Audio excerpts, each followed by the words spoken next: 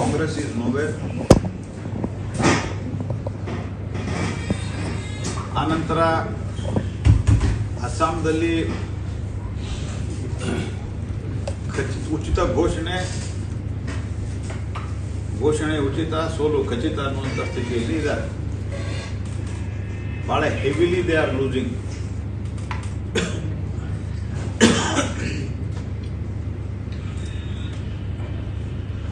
ಸ್ವಲ್ಪ ಅಲ್ಲೆಲ್ಲೇ ಉಸಿರಾಡ್ತಿದ್ರೆ ಕೇರಳದಲ್ಲಿ ಉಸಿರಾಡ್ತಾ ಇದ್ದಾರೆ. ತಮಿಳುನಾಡಿನಲ್ಲಿ 21 ಸೀಟಿಗೆ ಒಂದು ಕಾಲದಲ್ಲಿ ಇಡೀ ತಮಿಳುನಾಡಿನಲ್ಲಿ ಆಡಳಿತವನ್ನು ಮಾಡಿದವರು ಕಾಂಗ್ರೆಸ್ ಪಾರ್ಟಿಯವರು. ಅಲ್ಲಿ 21 ಸೀಟಿಗೆ ಸ್ಟಾಲಿನ್ ಅವರ ಕೈ ಹಿಡ್ಕೊಂಡು ಹೋಗುವಂತ ಒಂದು ದುಸ್ಥಿತಿಯಲ್ಲಿ ಕಾಂಗ್ರೆಸ್ ಪಾರ್ಟಿ ಇದೆ. ಇದೆಲ್ಲದಕ್ಕೂ ಕಾರಣ ಕಾಂಗ್ರೆಸ್ ಪಾರ್ಟಿಯ ಭ್ರಷ್ಟಾಚಾರ, ದುರಾಡಳಿತ ಮತ್ತು ವಂಶವಾದ.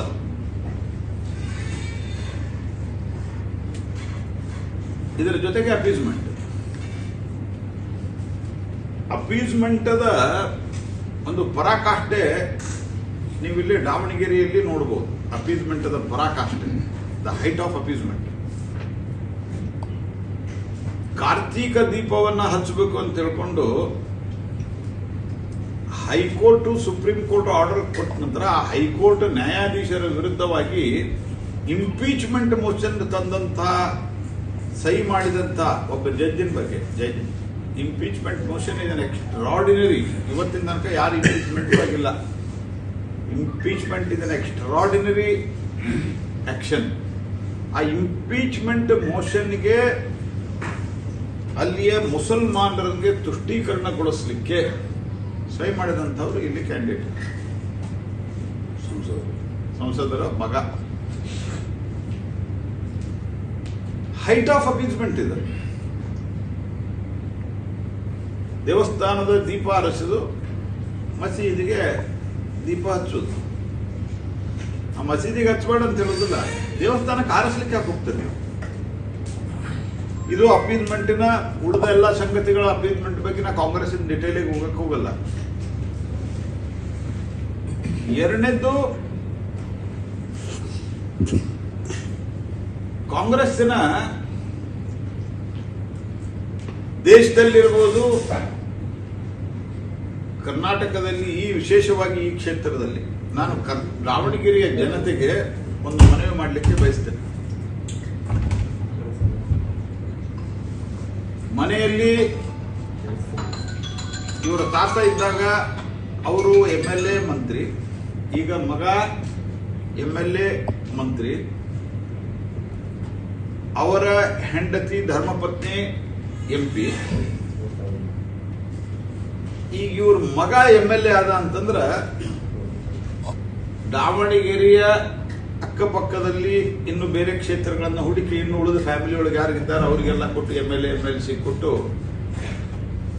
ಇಡೀ ದಾವಣಗೆರೆಯನ್ನ ಕಬ್ಜಾ ಮಾಡ್ಕೊಳ್ತಾರೆ. ನಾನು ಜನರಿಗೆ ಇದನ್ನ ಅತ್ಯಂತ ಸೂಕ್ಷ್ಮವಾಗಿ ಎಚ್ಚರಿಕೆ ಕೊಡ್ಲಿಕ್ಕೆ, ಅಥವಾ ಒಂದು ಅವರಿಗೆ ಇದರ ಬ್ಯಾಕ್ಗ್ರೌಂಡ್ ಏನಿದೆ, ಈ ಹುಡುಗ ಗೆದ್ದರೆ, ಇದು small bye,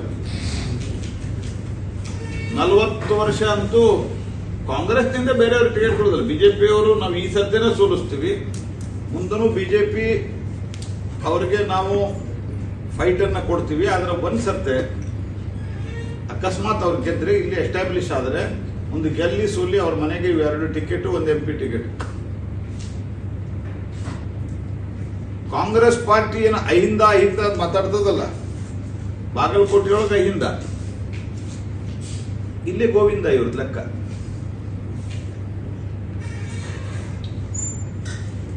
taken for granted ಇವ್ರದ್ದು.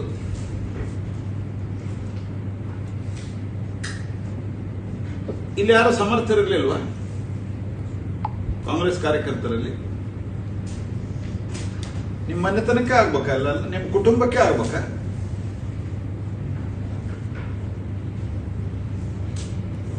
ಯಾವ ರೀತಿ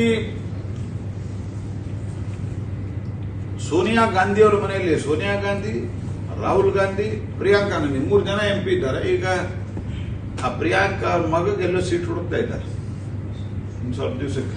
25 ಆತಂದ್ರೆ ಪ್ರಿಯಾಂಕಾ ವಾದ್ರಾನ್ ಮಗನಿಗೆ ಒಂದು ಸೀಟ್ ಕೊಡೋರಿದ್ದಾರೆ. ಇಲ್ಲೇ ಈಗ ಇವರು 3 ಮಂದಿ 3 ಜನ ಒಂದೇ ಕುಟುಂಬದವರು ಇನ್ನೊಬ್ಬರು ಹುಡುಕ್ತಾ ಇದ್ದಾರೆ. ಕ್ಷೇತ್ರ ಹುಡುಕ್ತಾರೆ ಅಕ್ಕಪಕ್ಕದಲ್ಲಿ. ಯಾಕಂದ್ರೆ ದುಡ್ಡಿದೆ, ಭ್ರಷ್ಟಾಚಾರದ್ದು ದುಡ್ಡಿದೆ, ಇಷ್ಟು ವರ್ಷಗಳ ಕಾಲ ಗಳಿಸಿದ್ದು ಇದೆ. ಹೀಗಾಗಿ ದುಡ್ಡಿನ ಬಲದಿಂದ ಇಲ್ಲಿನ ಪ್ರಜಾಪ್ರಭುತ್ವವನ್ನು ನಿರ್ನಾಮ ಮಾಡಕ್ಕೆ ಹೊರಟಿದ್ದಾರೆ ಅನ್ನೋದು ಜನ ಗಮನಿಸಬೇಕು. People have to very seriously, ಜನರಿಗೆ ಇದನ್ನು ಬಹಳ ಗಂಭೀರವಾಗಿ ವಿಚಾರ ಮಾಡಬೇಕನ್ನುವಂತಹ ವಿನಂತಿ ಪೂರ್ವಕ ಆಗ್ರಹವನ್ನು ನಾನು ಮಾಡ್ತೇನೆ. What is this? ಪ್ರಜಾಪ್ರಭುತ್ವನೇ ಇದೆ. ಮತ್ತು ದಾದಾಗಿರಿ, ಒಂದು ಅಭಿವೃದ್ಧಿ ಕೆಲಸ ಇಲ್ಲ. ಸ್ಮಾರ್ಟ್ ಸಿಟಿ ಇತ್ಯಾದಿಗಳಾಗಿದ್ದರೆ ಅದು ಸಿದ್ದೇಶಣ್ಣ ಅವರ ಕಾಲದಲ್ಲಿ, ಬಿಜೆಪಿಯ ಕಾಲದಲ್ಲಿ ಆಗಿದೆ. ಯಡಿಯೂರಪ್ಪನವರ ಕಾಲದಲ್ಲಿ ದಾವಣಗೆರೆ ಅಭಿವೃದ್ಧಿ ಆಗಿದೆ, ಸ್ಟೇಷನ್ ಅಭಿವೃದ್ಧಿ ಆಗಿದೆ. ತಮ್ಮ ಉದ್ಯೋಗವನ್ನು ಬೆಳೆಸಲಿಕ್ಕೆ ತಮ್ಮ ಕುಟುಂಬದಲ್ಲಿ ಅಧಿಕಾರದ ಕೇಂದ್ರೀಕರಣ ನಡೀತಾ ಇರೋದು ಪ್ರಜಾಪ್ರಭುತ್ವಕ್ಕೆ ಅಪಾಯಕಾರಿ. It is dangerous to the democracy. ಮತ್ತು ಕಾಂಗ್ರೆಸ್ ಪಾರ್ಟಿ ಈ ಒಂದು ಕುಟುಂಬದ ರಾಜಕಾರಣದಿಂದ ಇಡೀ ದೇಶದಲ್ಲಿ ನೆಲ ಕಚ್ಚಿದೆ. ಹಾಗಾಗಿ ಕಾಂಗ್ರೆಸ್ ಕಾರ್ಯಕರ್ತರು ಜಾಗೃತ ಆಗಬೇಕು. ಇದು ಅನ್ಸತ್ತೆ ನೀವು ಆ ಹುಡುಗನಿಗೆ ಕೊಟ್ರಿ ಅಂತಂದ್ರ ಬೈ ಚಾನ್ಸ್ ಆಗಲ್ಲ, ಅದು ಬೇರೆ ವಿಷಯ. ಕೊಟ್ರಿ ಅಂತಂದ್ರ then it will be over for all other workers. It is one sided game ಆಗಿಬಿಡ್ತದೆ ಕಾಂಗ್ರೆಸ್ದಲ್ಲಿ. ಇನ್ ದಿ ಲಾರ್ಜರ್ ಇಂಟ್ರೆಸ್ಟ್ ಕಾಂಗ್ರೆಸ್ದವರು ಸೇರಿ, ನಾ ಕಾಂಗ್ರೆಸ್ದವ್ರಿಗೂ ಕರೆ ಕೊಡ್ತಾ ಇದ್ದೀನಿ, ಇವ್ರನ್ನ ಸೋಲಿಸಲ್ಲ.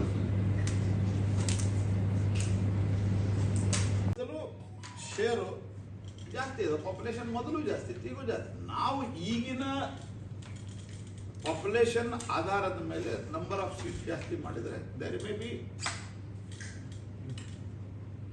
ಅವಾಗ ವ್ಯತ್ಯಾಸಗಳು ಆಗಬಹುದು ಅನ್ನುವಂತಹ ಒಂದು ಭಯ ಇದ್ದದ್ದಕ್ಕೆ ಇದ್ದ ಸೀಟುಗಳನ್ನ ನಾವು ಪರ್ಸೆಂಟೇಜ್ ವೈಸ್ ಶೇರ್ ಜಾಸ್ತಿ ಮಾಡ್ತಾ ಇದ್ದೀವಿ ಟು ಅಕಾಮಡೇಟ್ 33% ಲೇಡಿ. ಮತ್ತು ದೇಶವು ಕೆಲವೊಂದು ವಿಧಾನಸಭಾ, ಕೆಲವೊಂದು ಲೋಕಸಭಾ ಕ್ಷೇತ್ರದ್ದು 40-50 ಲಕ್ಷ ಆಗಿದೆ